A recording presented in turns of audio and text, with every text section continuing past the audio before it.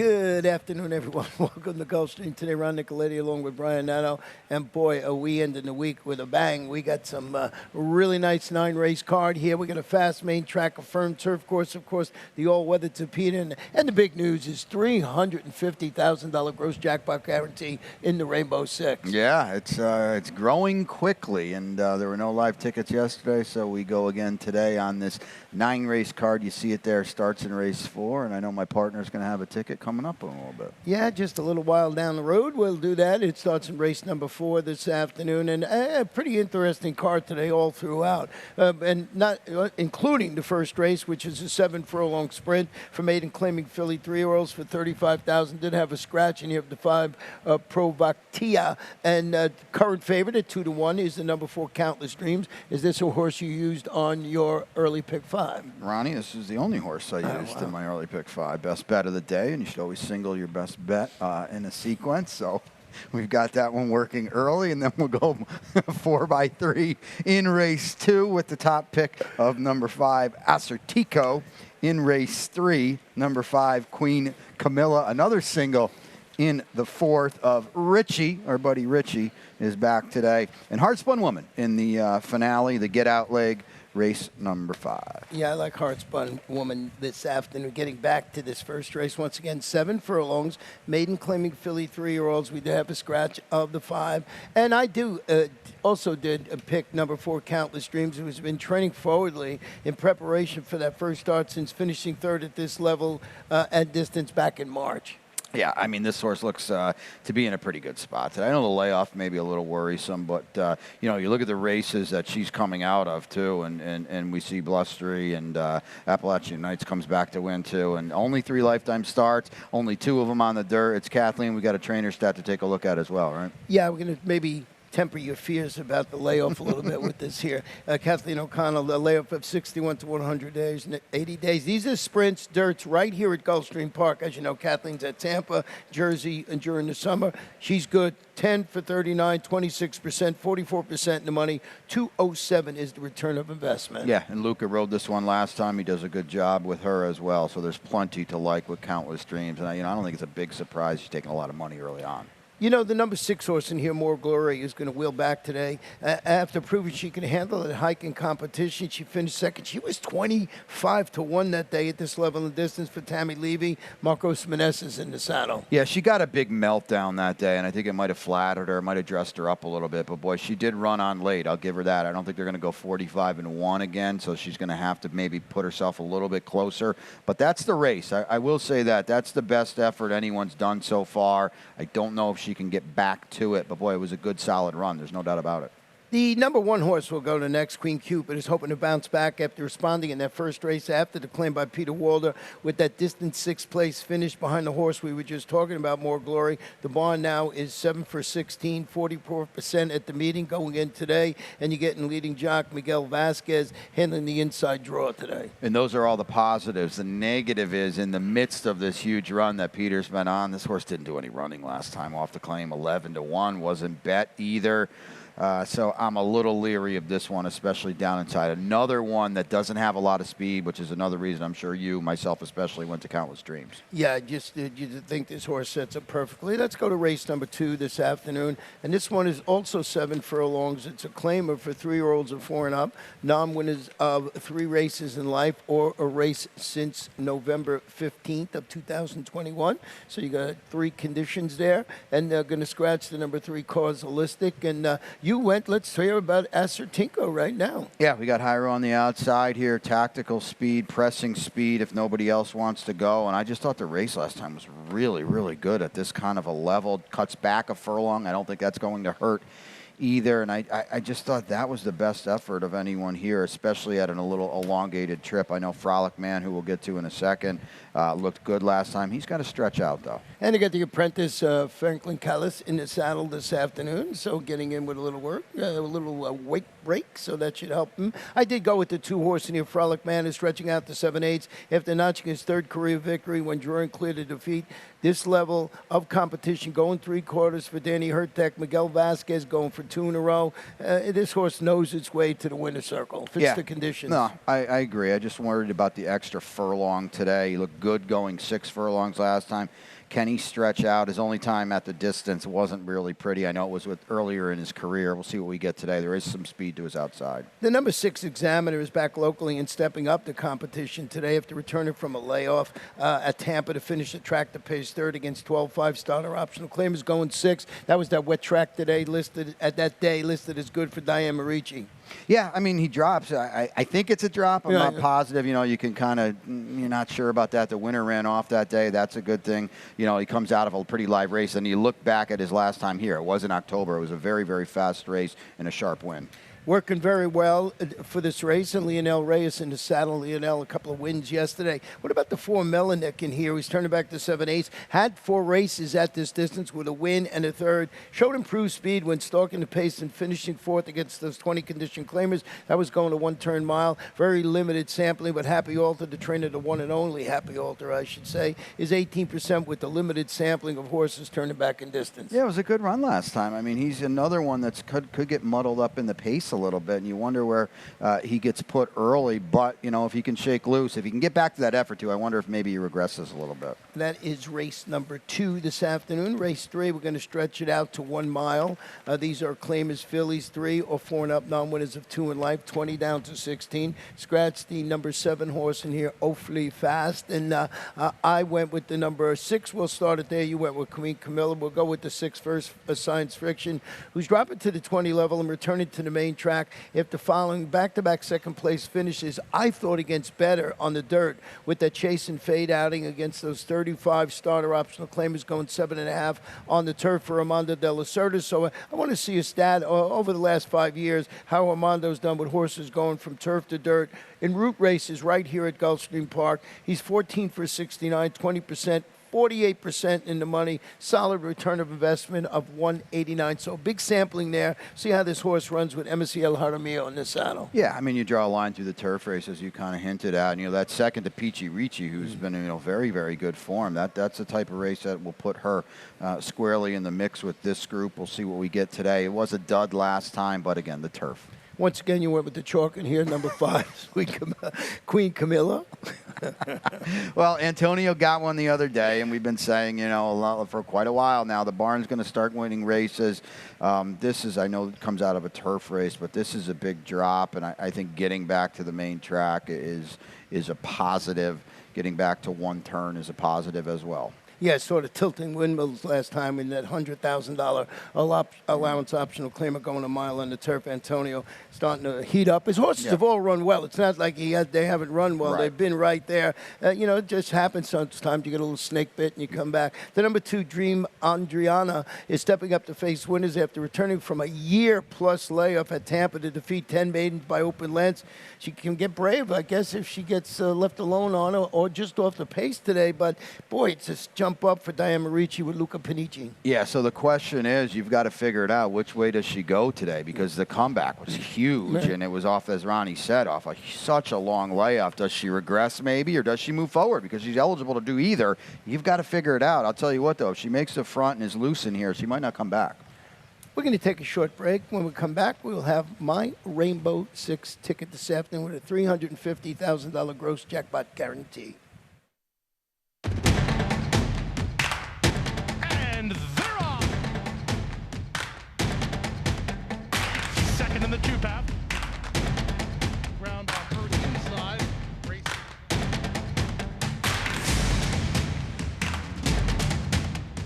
And a quarter of a mile to go, and he's 6 on top. Last of the 12 as they roll into the backstretch.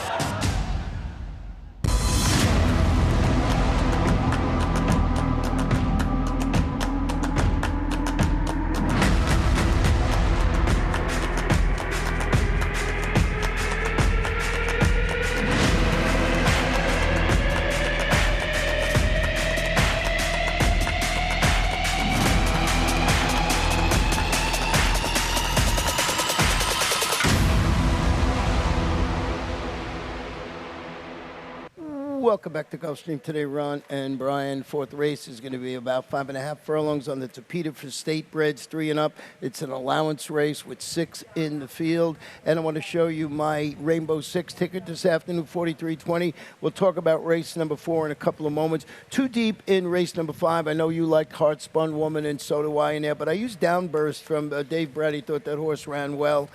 In race number 6, One-Eyed Jack, along with the number 5 horse in there, Mead. One-Eyed Jack going, 4-time winner at the distance. Race number 7, 3 deep. I thought this race was pretty wide open. I went with October Time, Drum and Drummer, and Superposition. Race number 8, the race really goes between 2 horses with the 6 Cooey and the 4 Uno Tiger, who's just been on a roll. And then in the last race today, my long shot is the number 9 Brody's Honor, who I think make run well in there. I've got to beat Simply the Best in there, which is going to be awful tough stretching out for Danny Gargan, but looking for a little bit of a price, I think 6-1 or something like that on the morning line. So getting back to the 4th race, I'll give you the conditions once again. It's 5.5 on the Tapeta for state breds, 3 and up allowance. How'd you go? Yeah, I've got the 6 on top, Richie, who, we got to know him this winter because he just pretty much did his thing every month or so, and he's just been in such good form, and he was in against a good group last time, I think, for the level. I like this outside post, and I think there's plenty of speed to set him up, too. He's 2 for 4 on our Tapeta with a second in there. I know he stubbed his toe just a little bit last time, but I thought he ran a little bit better than it looked, and I like the flow of the race for him today. Yeah, Jimmy Gullick, the trainer, and you get Edwin Gonzalez in the saddle this afternoon. I looked it up today because Edwin's only like 4 wins on the Tapeta when he just took care of it during the winter season. But then, maybe just doesn't have the stock he's riding, but excellent rider, and just the same. I did go with the 3 Unsociables, a lightly raced son of social inclusion. Going to try and make it 2 in a row after rallying as the even money favorite that day to defeat those 30 starter optional clarions, going 5 on the turf. Leading trainer Safi Joseph, but I looked this morning, he's only 1 win ahead of Rohan Crichton. I was surprised to see that. So 13-12 going into today. Safi is good, winning consecutive races, and you get Elson Morris in the top, the consistent 3-year-old, 4 starts, 2 wins, 2 seconds. Yeah, I mean, he's probably going to be a pretty heavy favorite in here, and it's not that I have a knock against him. I just think his margin for error is a very, very slim one. He's taking on some older horses today, too, for the first time. So, I agree he's the most likely winner, but I don't think he's got much room for error. And the one Favors Gent is going to depart from the rail after a solid performance at this level and distance. Actually finished in front of Richie last time, out of which he rallied 4 wide to finish second. Was only beaten a length that day for Dan Peter. Lionel Reyes handling the inside draw. Yeah, he ran very well. He beat Richie on the square last time. There's no doubt about it. He got first run on him. He's going to have to work out a trip from the rail, but you can see the versatility here, too. He wired for Safi 3 starts back, and now he's been coming late in his races. He's a definite player here. He might get forgotten on the board a little bit, too. We'll see how that plays out. And he is the morning line favorite in race number 4. Race number 5 is 1 mile on the turf. These are maiden claiming filly 3-year-olds. Did have a scratch of the number 9, Dry Humor, and Brian put a late pick 5 ticket together, which he will show you right now. Take a look at it, $45 here, and we've got some spreads. It's and then a single in the last. We'll get to the opening leg in a second. Lusitano in race 6. We'll show a replay of that one. Well, it's a One-Eyed Jack race. 3 of them come out of it. I've got them all. We'll show a replay there. My long shot today is Linguini, Ronnie, in race 7. 5 deep in that spot there, and then a much more condensed late.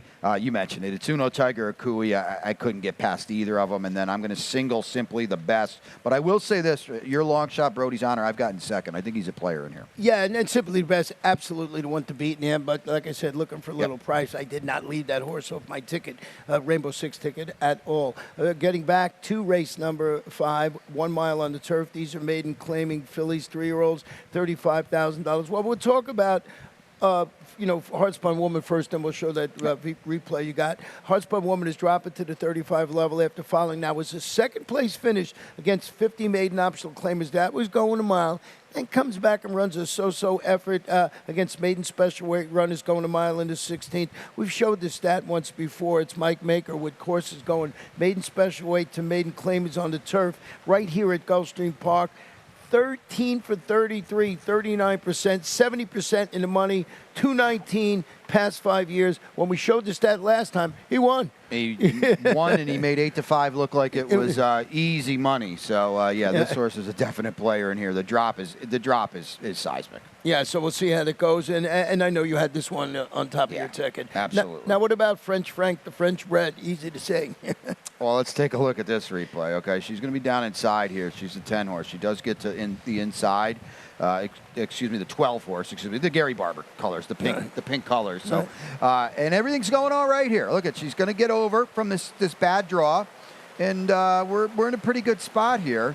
And then nothing's going to go right in a second, because I think we've already shown this race about 2 times. Yeah. And we're probably going to show it about 12 more times. Here we are, the 12, looking pretty good. And no, not anymore, though. Watch this. Not yet. And, yep, good night. Yeah. She still ran 6th. It wasn't a bad effort at all. And here she comes, actually. Again, the pink colors are going to come into your screen shortly here. And, you know, Ronnie, all things considered, we are talking about $35,000 maiden claimers. Here she is trying to loop. Thanks, Bob. I thought this was a pretty darn good effort, all things considered. You know, we're not talking about graded stakes horses here. And she's going to run on late, and she's going to finish 6th.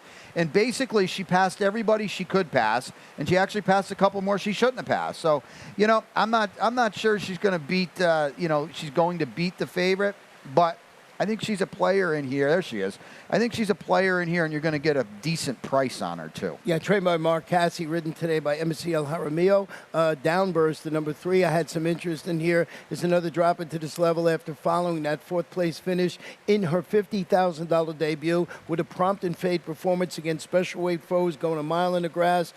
Dave Brady going to get Edwin Gonzalez atop this lightly raced order of Violence, which I like. I like the fact that she's got some upside. Well, you took the words right out of my mouth. Lightly raced. So there's upside here moving forward. And this is the type of race where you like those horses, because we've seen what a lot of these horses can or can't do. This one she's still got moving forward. And you went with the number 11 horse in Surge. That's Columbus, the cloud thing. That's definitely not what it is, but I'm not going to say it either. Cumulonimbus? Yeah, cumulonimbus. It's a cloud up in the sky. Maiden special weight dropper.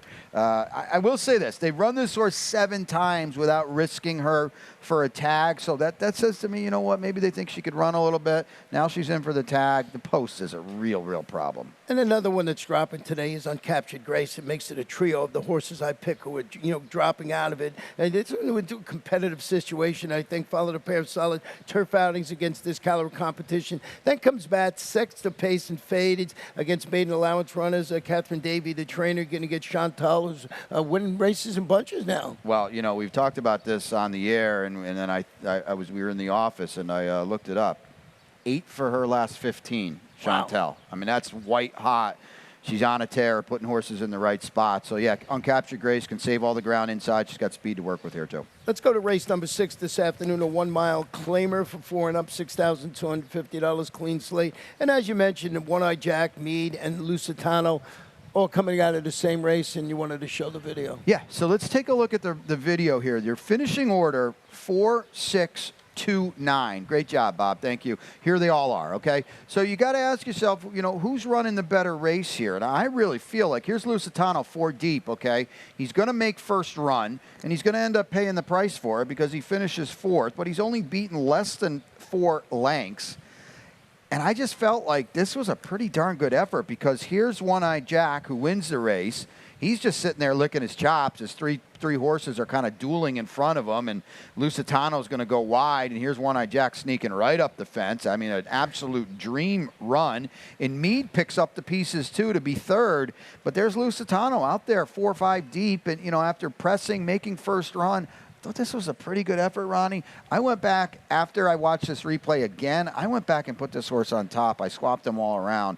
He's on top. He's going to be a square price in here, too. And he's going to get a big break in the weights with the 10-pounder Princeton, Jason Hueyas in his saddle, who's still looking for his first win. He's had it at 3 or 4 starts, had one in the last race yesterday. So certainly you're going to get the break in the weight. So, yeah, you used all 3. Yeah. I used all 3, when we were putting our tickets together, because it's that kind of race. Whoever gets the trip, I think, gets the photo taken. So we'll see how that plays out. Going to race 7, it's about a mile into 16th on the Tapeta. Claim is 3 or 4 and up, non-winners of 2 in life, $8 $8,000, no scratches in here. Close to my heart, we'll talk about your long shot first, and that is Linguini, Italian guy. I'll probably have it when I go home tonight. I thought you might land here. I really did. I got it a little further down. I was torn. I always put him up there. It's a big drop in class. We're going from 20 to 8 today.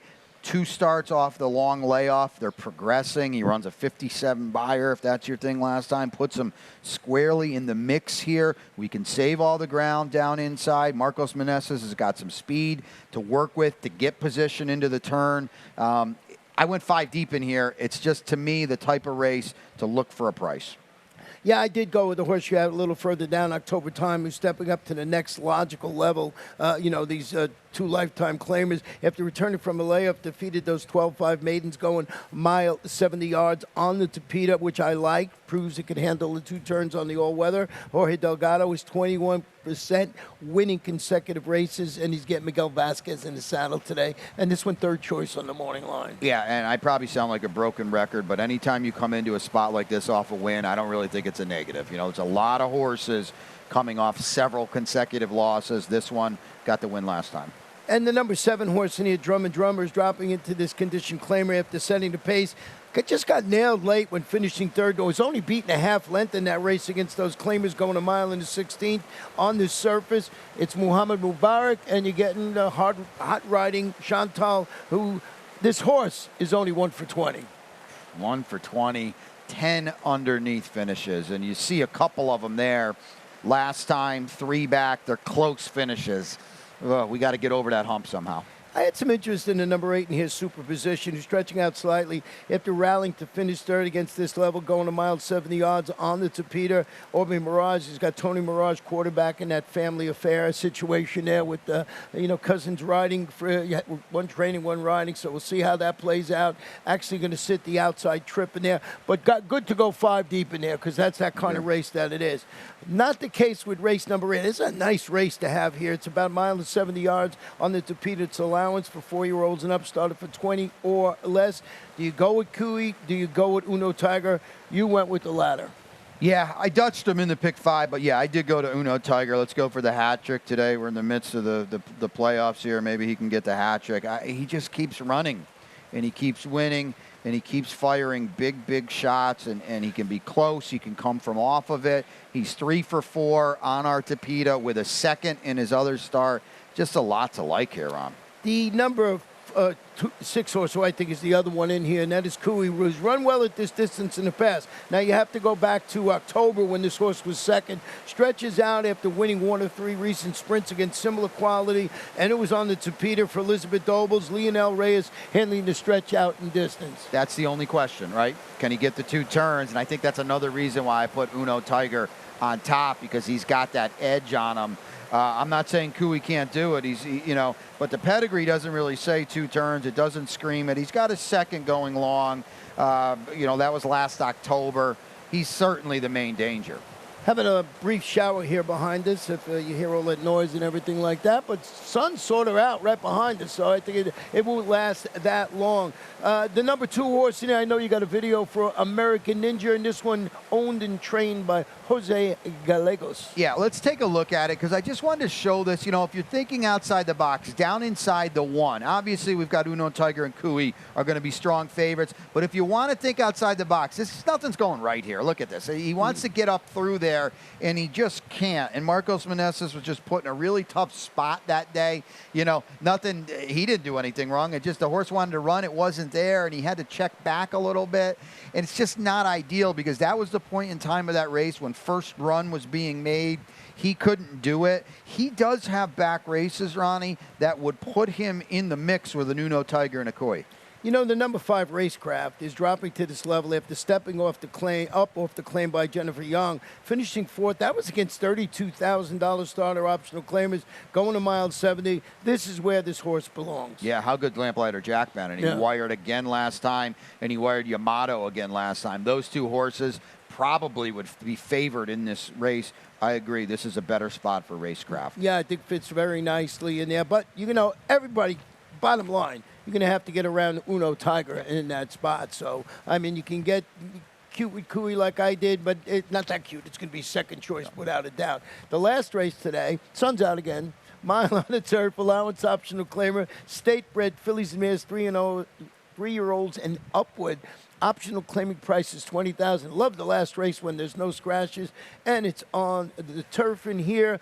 And, you know, Simply the Best really is the way to go in here with Simply the Best, stretching out to the mile. You got, well, you don't have a video on this, but you can. No, we talk got a about video on Brody's Honor, but let's Simply the Best first because we got a trainer stat right on this one for Danny Gargan. Horse just seems to be progressing. It's Danny. Put him with Miguel Vasquez. They're 33%, and here's your stat. Yeah, excellent. You knew it would be, and I just made it at Gulfstream Park, and he's 6 for 18, 38%. 405 is the return investment. Absolutely want to beat. But I went with Brody's Honors, a 2-time winner at the distance, who's going to stretch out after returning from the layoff, finish that slow starting, late closing 5th. I know you got a video of this. Yeah, let's take a look at this here. You know, it's just there's not a lot going on, but when you're going 5 furlongs, you don't want to get run off your feet. He's the one horse. She's the one horse. Just doesn't really break, and that's it. She, you know, she can't overcome that because she's been used to routing and showing tactical speed. She was just thrown so far out of her game, but to her credit, thanks, Bob, good job. To her credit, she runs on here. I mean, this is just something. I don't know if they threw something at the wall here and hoped it worked, but it didn't. She just got run off her feet.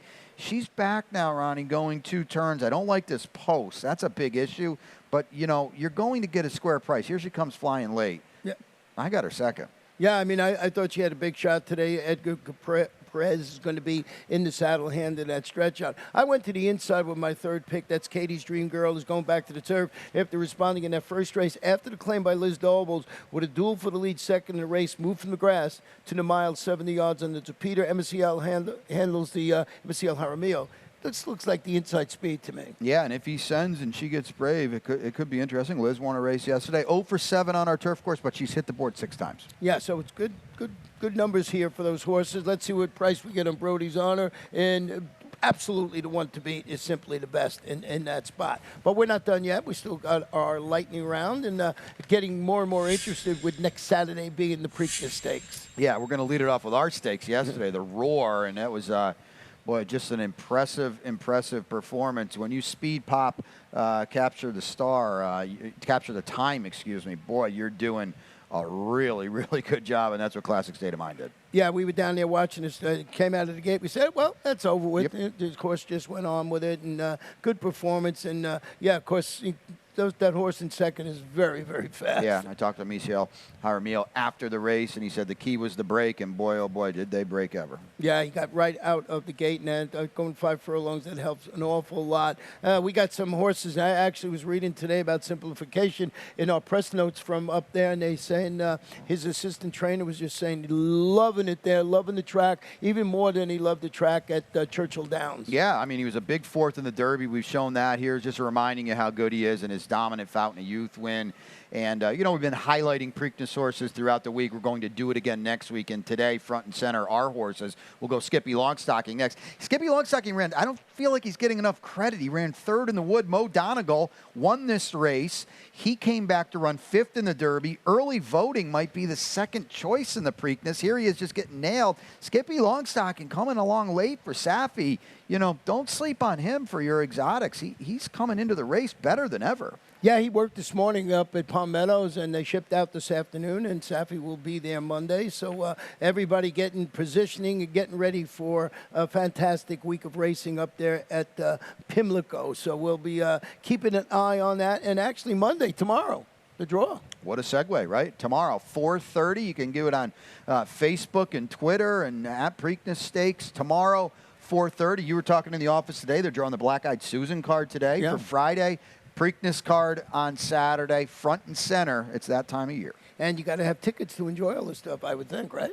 I would. Well, you probably don't. You just, you just roll right in there. But yes, getting tickets would be theoretically a very good idea. Here you can do it here, Preakness.com, all our websites as well. Get your tickets. 147, second leg of the Triple Crown. You know, Brian will be holding the fort down here next Saturday. And if you can't make it to Maryland, this is the best place to be for that, you know, just to get your watch party here. So we'll see how it goes. And it should be good. Watch and wager on the Preakness card. There it is. And we'll have everything you need to have a winning day here. Yeah, come see me. I'll be here. Is that singular? I'll be lonely. Come see me. Say hi. Yeah, I can't wait, though. We're going to have a lot of fun here next Saturday, and I know you will in the group up in Maryland. Second leg of the Triple Crown. Can't wait. And guy that's always here along with Brian is Pete Aiello, who's going to give you all the stuff you need to have a winning day here at Gulfstream Park.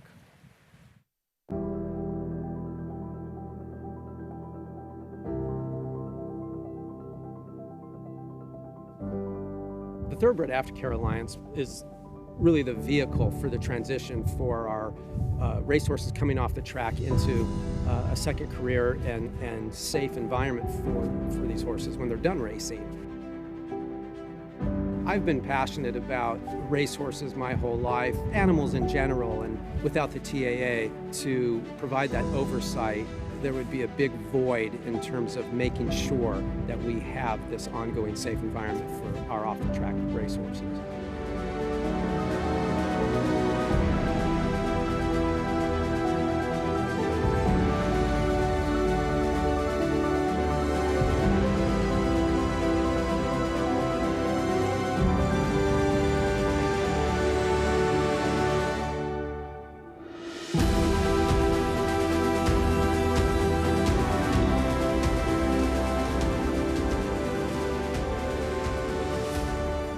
I'm excited about the undertaking and excited about working with our board and our team at the TAA to continue the wonderful progress that has been made. So I'm very excited about what the future holds.